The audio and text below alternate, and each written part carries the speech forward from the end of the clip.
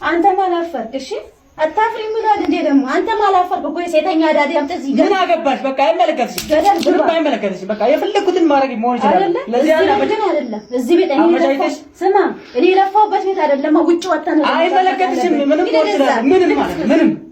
ስለምንም አይመለከትሽም በቃ ስለሽ አይመለከትሽም ጥለሽኝ እሺ አውጣልኝ እሺ ዞር በልልኝ እየለመንኩሽ አይደል ጥለሽኝ ማንም ምንኛ ለውጣልኝ አንተ ዞር በልልኝ ውጣልኝ ፍረትሽ በጣም ውጣልኝ እሺ ናውጣልኝ አንቺ ራቢ ናውጣልኝ ውጣልኝ ወደዛ እንዳገባ ውጣልኝ